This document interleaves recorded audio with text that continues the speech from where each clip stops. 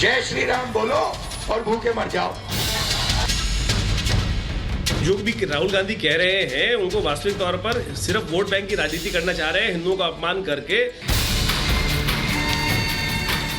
जब पूरा देश राममय हो चुका है, पूरे देश में राम लहर चल रही है, हर गली मोहल्ले चौक चौराहों पर भगवा लहरा रहा है, अयोध्या में भक्तों की भीड़ कम होने का नाम नहीं ले रही है। ऐसे में कांग्रेस के युवराज परिवारवाद के नशे में ऐसा चूर हैं कि उनके लिए जनता और सनातन का सम्मान मायने ही नहीं रखता। इसलिए वो भरी भीड़ में भगवान श्री राम का अपमान कर रहे हैं। मोदी जी चाहते हैं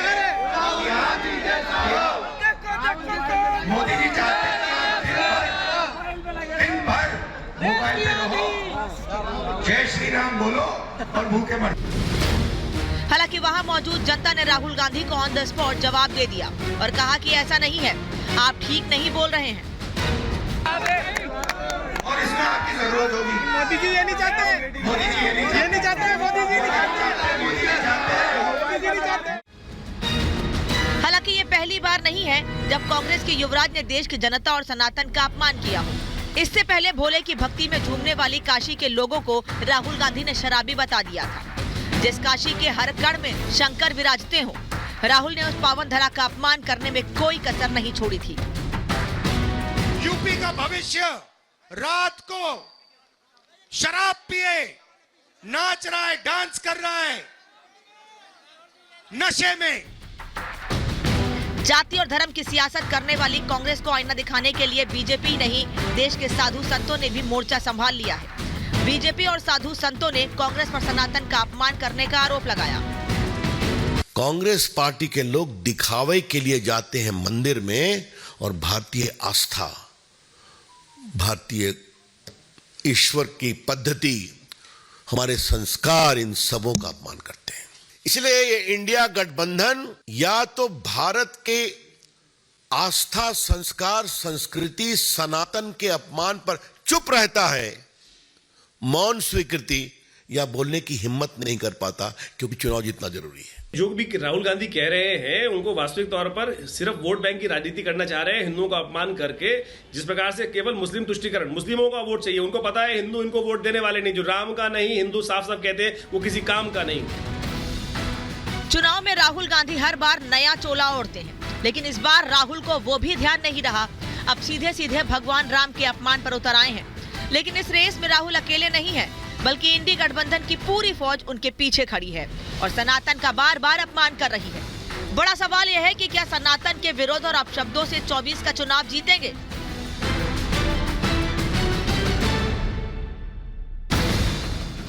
ब्यूरो रिपोर्ट, रिपब्लिक भारत। और करते हैं इस वक्त की बड़ी खबर का। शाहजहांपुर में राहुल गांधी को आलू गिफ्ट किए गए हैं। राहुल के सामने जय श्री राम के नारे भी लगे। इस वक्त की बड़ी खबर हम आपको बता रहे हैं। उत्तर प्रदेश के शाहजहांपुर में राहुल गांधी पहुंचे थे और वहां पर उन्हें आलू गिफ्ट किया गया है।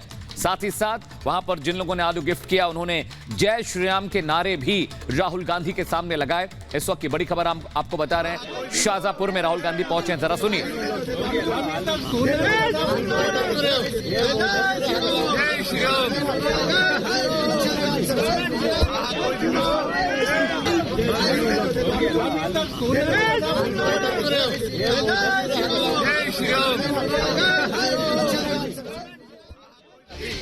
मध्य प्रदेश के शाहजहांपुर में कांग्रेस के नेता राहुल गांधी का बीजेपी कार्यकर्ताओं से सामना हो गया, जिन्होंने राहुल गांधी को रोककर जमकर नारेबाजी करनी शुरू कर दी।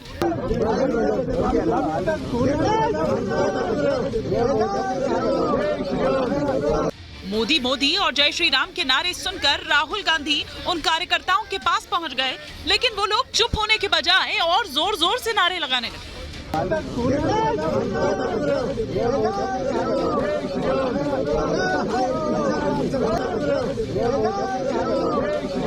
वहां मौजूद बीजेपी कार्यकर्ताओं के हाथों में आलू दिखाई दिए। जैसे ही राहुल गांधी उनके पास पहुंचे, लोगों ने उनके हाथ में आलू थमा दिए।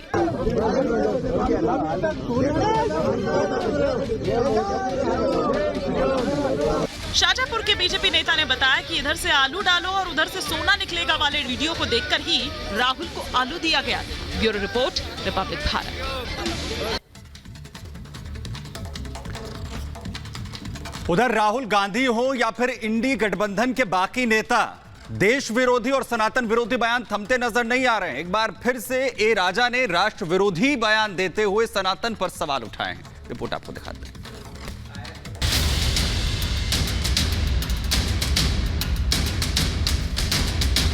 कौन सी सोच है जिस सनातन में माता सबरी को स्थान मिलता है? विपक्ष का इंडी गठबंधन लगातार सनातन के विरुद्ध जहर उगल रहा है।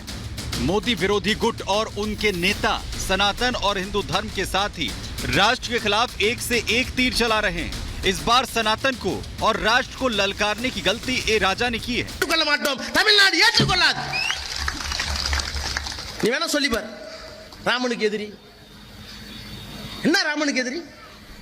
तमिलनाडु से डीएम के सांसद ए राजा भारत को एक देश मानने से न सिर्फ इनकार कर रहे हैं बल्कि अपनी ही भाषा में एक देश का मतलब भी समझा रहे हैं। 4 பேர் அண்ணன் தம்பி ராமன் சீதை தேடிட்டு காட்டுக்கு போறான். வேட்டுவ இனத்துல குறவனாக இருக்கிற காட்டுல இருக்கிற குகன் வர்றான். குகன் ராமனை தொழுது தேடு மீன் கொடுக்கறான். மீன் சாப்பிட மாட்டார் ராமர். इंडी गठबंधन के नेता सनातन पर धर्म युद्ध शुरू कर चुके हैं, तो सोशल मीडिया से लेकर बयानों के जरिए उन्हें आईना भी दिखाया जा रहा है। बीजेपी ए राजा के बयान को देश के खिलाफ नफरती भाषा बता रही है। इंडिया गठबंधन की फितरत बन गया है। क्या भारतीय आस्था को अपमानित करना उनका पॉलिटिकल एजेंडा बन गया है? कांग्रेस पार्टी से पूछना चाहूंगा, राहुल गांधी से, सोनिया जी से, प्रियंका से, खरगे साहब से, आप इसको सही मानते हैं? ये सब वो लोग हैं जो हिंदी को गाली निकालते हैं, जो भारतीय संस्कृति को कुचलने की बात करते हैं। बनाते तो इंडी गठबंधन है, लेकिन इनका घमंड अहंकार बाहर निकलकर आता है। लोगों का मानसिक संतुलन पूरी तरह से बिगड़ा हुआ है और वो मानसिक संतुलन ठीक करने के लिए समय की जरूरत है। समय के साथ वो जय श्री राम भी बोलेंगे, भारत माता की जय भी बोलेंगे। वक्त आने दीजिए, वक्त जो है वो सारी दिमाग को ठीक कर देगा। सनातन और राष्ट्र विरोधी बयान दे रहे ए राजा धर्म गुरुओं के निशाने पर आ गए हैं। देश के धर्म गुरु ए राजा के इस बयान को विवादास्पद बयान बता रहे हैं। टुटपुझिया और छोटपुझिया नेता और विधायक हैं, फिर चाहे वो ए राजा हो, चाहे वहाँ के तमिलनाडु के मुख्यमंत्री एमके स्टालिन के पुत्र उदयनिधि स्टालिन हो। ऐसे लोगों को मैं निवेदन करना चाहता हूँ, इनकी पार्टी को, न सिर्फ इनकी पार्टी को बर्खास्त की जानी चाहिए, बल्कि ऐसे लोगों को काले पानी की सजा दी जानी चाहिए। जब तुम राम को नहीं मानते, देश को नहीं मानते, तो तेरे को कौन मानता है? सारा विश्व राम में है, सारी दुनिया अयोध्या आ रही है, रामलला का दर्शन लाभ प्राप्त कर रही है। ऐसे बरबोल तो बहुत बोलते रहते हैं। पूरे देश में राम राम है, यही नहीं है, जो भी उन्होंने कहा है उनका बुद्धि भ्रष्ट है, उनको राम पच नहीं रहा है। अयोध्या में भगवान राम का भव्य मंदिर बना है। ये पहली बार नहीं है जब इंडी परिवार की तरफ से राष्ट्र विरोधी बयान सामने आया हो। इससे पहले पिछले साल सितंबर में ही ए राजा ने ही सनातन की तुलना HIV और कुष्ठ रोग से की थी। உதயநிதி ஸ்டாலின் அவர்கள் மென்மையாகத்தான் சொன்னார், மலேரியா போல டெங்கு போல ஒழிக்க வேண்டும் என்று. மலேரியாவுக்கும் டெங்குக்கும் சோசியல் ஸ்டிக்மா இல்ல, அது ஒரு அருவருப்பா சமூகம் பார்க்காது. அருவருவாக பார்க்கிற ஒரு சனாதனத்தை சொல்லணும்னா முறைப்படி ஒரு காலத்துல தொழுநோய் இருந்தது, இப்ப HIV இருந்தது. எங்களை பொறுத்தவரை HIV தொழுநோயை போல HIV போல சமூக அவலம் நிறைந்த ஒரு நோயாகத்தான் நம்ம பார்க்கிறோம்। सनातन पर इंडी नेताओं की तरफ से एक के बाद एक जिस तरह से विवादित बयान आ रहे हैं, ऐसा लगता है उनमें होड़ सनातन के खिलाफ जहर उगलने की लगी हो, क्योंकि इससे डीएम के नेता उदयनिधि स्टालिन, आरजेडी नेता जगदानंद सिंह, कर्नाटक के मंत्री पोन मुड्डी और कांग्रेस अध्यक्ष मल्लिकार्जुन खड़गे के मंत्री बेटे प्रियांक खड़गे तक सनातन विरोधी बयान दे चुके हैं। Bureau report, Republic Bharat.